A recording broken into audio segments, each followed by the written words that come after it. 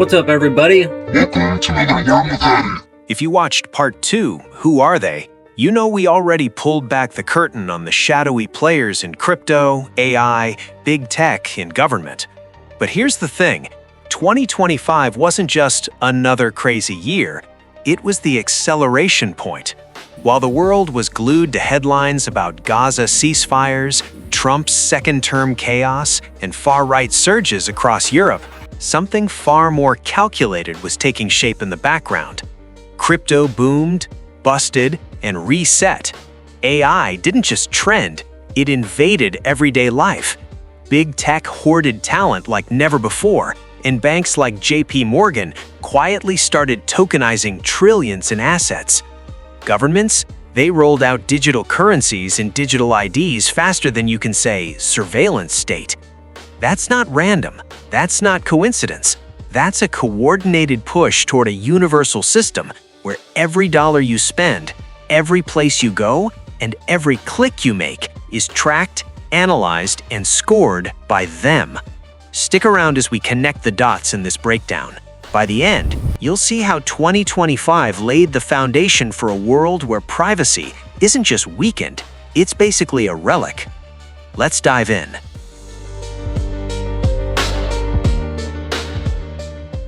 First up, AI.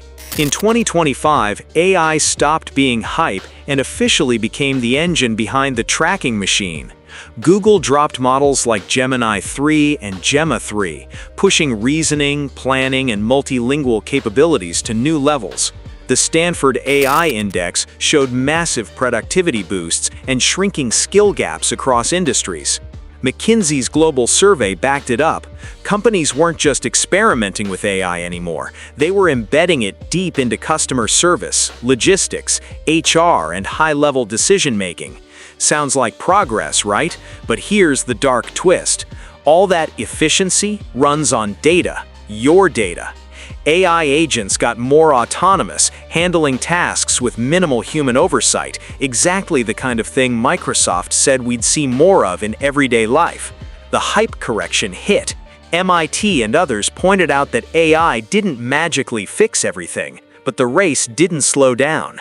IEEE Spectrum's numbers showed US firms dominating large models. Training costs stayed high, but usage costs dropped, which means AI became cheap to deploy everywhere. It was suddenly in every app, every platform, every service. Now connect that to government.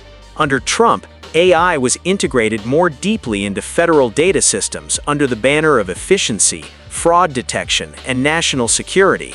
Critics warned this is the perfect setup for predictive policing, automated risk scores, and massive biometric databases. Imagine AI systems pulling in your social media posts, your transaction history, your location data, your biometrics, analyzing it all in real time. That's the universal system in action. And as AI pushed further into robotics, healthcare, smart cities, and wearables, the control net didn't just expand, it tightened. Scary, yes, but AI is only one piece of the puzzle. Now let's shift to crypto. 2025 was a roller coaster. On the surface, it looked like just another boom and bust cycle. Underneath, it was perfect cover. Early in the year, liquidity surged, institutions piled in, and volatility cooled down.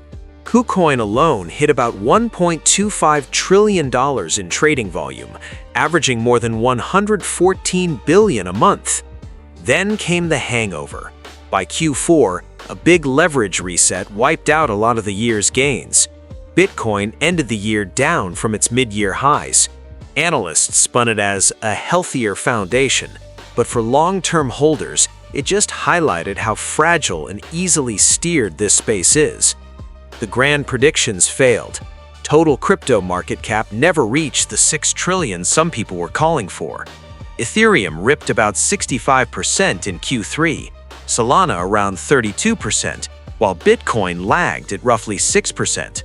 Meanwhile, global policy moved forward quietly. TRM Labs highlighted how just 30 key jurisdictions now cover around 70% of global crypto exposure. Here's where the conspiracy line starts to come into focus. That chaos, that unpredictability, it's the perfect excuse for governments and central banks to say, see, wild crypto is dangerous. Use our safe digital money instead. Enter CBDCs and regulated stablecoins. Programmable money means they can control not just how much you spend, but what you spend it on and where. Tie it to your carbon footprint, your social behavior, your political donations, your health status, and suddenly money isn't neutral, it's conditional. Crypto getting mainstreamed under friendlier regulations doesn't automatically mean freedom.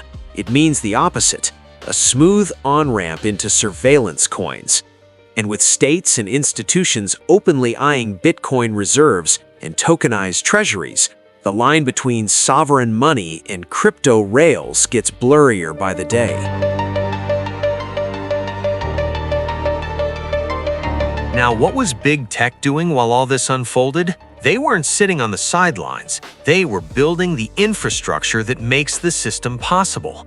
DeepSeek emerged as a serious challenger, forcing the old giants to push even harder.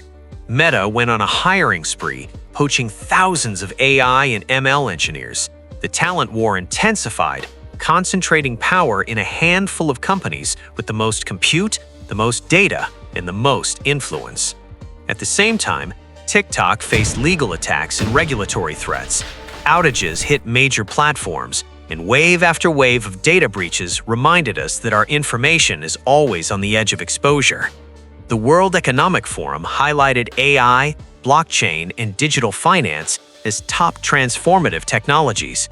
Tech Republic talked about AI megacenters, space-powered data infrastructure, and record-breaking data breaches in the same breath. Interestingly, only 2 of the Magnificent 7 actually beat the S&P 500 in 2025. The narrative of insane big tech valuations cooled a bit, but their power didn't shrink, it consolidated. State tech offices struggled to modernize, while private giants raced ahead with AI integration, cloud dominance, and proprietary data pipelines.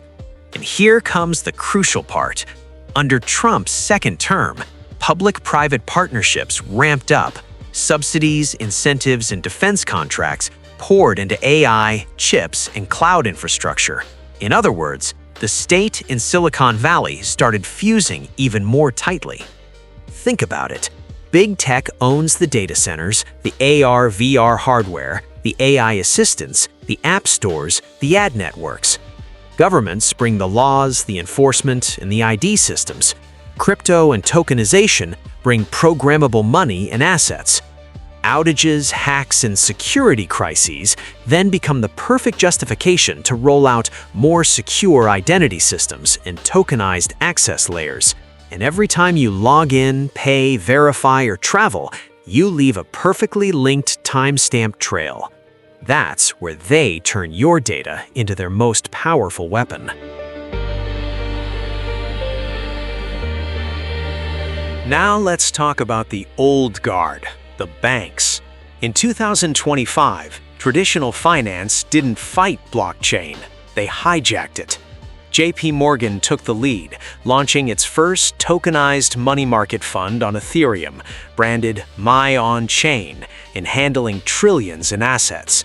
Their Connexes blockchain unit scaled digital asset infrastructure, betting that tokenization isn't a niche, it's the next standard. We saw landmark moves like a US commercial paper issuance on Solana for Galaxy Digital, settled in USDC. Private equity funds started experimenting with tokenization on institutional platforms. Money market funds hit around $7.7 trillion, and stablecoins surpassed $300 billion. Mainstream headlines called it innovation and efficiency, but what it really does is redraw the map of Wall Street into something more trackable, more programmable, and more dependent on digital ledgers.